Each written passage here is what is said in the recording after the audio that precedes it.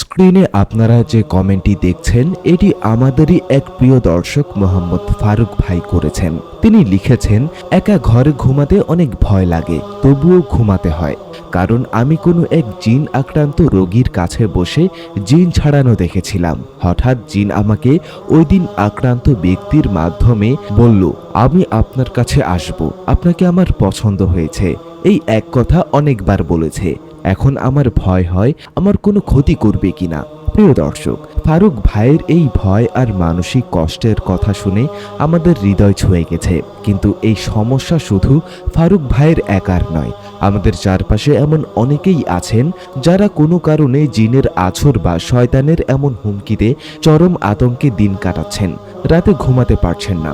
কিন্তু ইসলাম কি বলে? একটা অবাধ্য জিন কি চাইলেই কোনো মানুষের ক্ষতি করতে পারে? কেন জিন মানুষকে অপছন্দ করে বা হুমকি দেয়?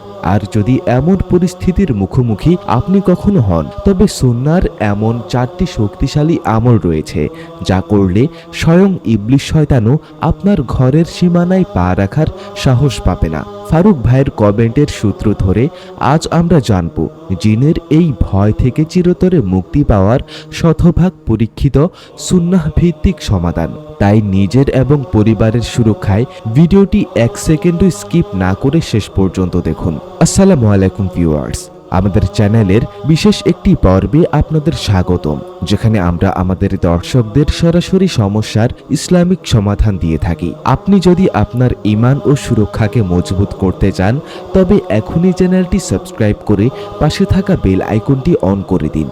প্রিয় দর্শক, প্রথমত ফারুক ভাইকে আমরা বলতে চাই, আপনি একদমই ভয় পাবেন না, কারণ ভয় হলো শয়তান বা দুষ্ট জিনদের সবচেয়ে বড় হাতিয়ার। এবার আসা যাক জিন কেন এমন কথা বলে। ইসলামিক স্কলার ও অভিজ্ঞ রাকিদের যারা শরিয়া পদ্ধতিতে জিনের চিকিৎসা করেন, তাদের মতে যখন কোনো দুষ্ট জিনকে শরীর থেকে তাড়ানো হয় তখন সে চরম ক্ষিপ্ত থাকে।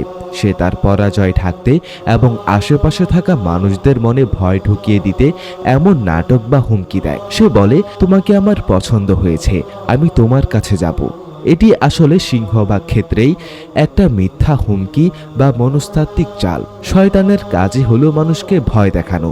পবিত্র কুরআনে আল্লাহ বলেছেন, ওরা তো শয়তান, তারা তাদের বন্ধুদের ভয় দেখায়। সুতরাং তোমরা ওদের ভয় পেও না, বরং আমাকেই ভয় করো যদি তোমরা মুমিন হও। সূরা আল ইমরান আয়াত 175। তবে হ্যাঁ, ইসলামে আশেক জিন বা মানুষের প্রেমে পড়া জিনের অস্তিত্ব রয়েছে, কিন্তু ফারুক ভাইয়ের ক্ষেত্রে যা ঘটেছে তা স্রেফ ভয় দেখানোর একটি কুৎসিত অপচেষ্টা মাত্র। আমাদের মনে রাখতে হবে, কোনো জিন বা শয়তানের স্বাধীন কোনো ক্ষমতা নেই যে সে চাইলেই আপনার ক্ষতি করে দেবে।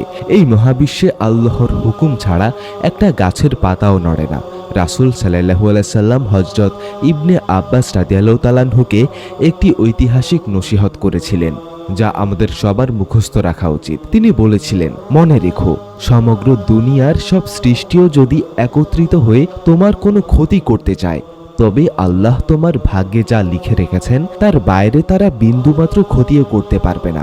জামে আত তিরমিজি। তাই মনের ভেতর থেকে এই বিশ্বাস দূর করে দিন যে ওই জিন আপনার কোনো ক্ষতি করতে পারবে।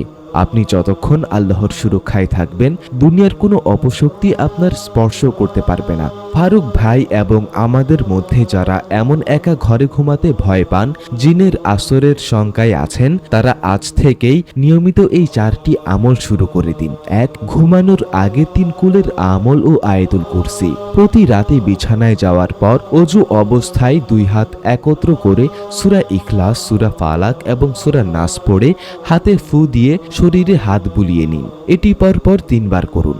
এরপর আয়াতুল কুরসি পাঠ করুন। হাদিসে এসেছে, যে ব্যক্তি রাতে আয়াতুল কুরসি পড়ে ঘুমায়, সকাল পর্যন্ত আল্লাহর পক্ষ থেকে একজন ফেরেশতা তাকে পাহারা দেয় এবং শয়তান তার কাছেও ঘেঁষতে পারে না। 2.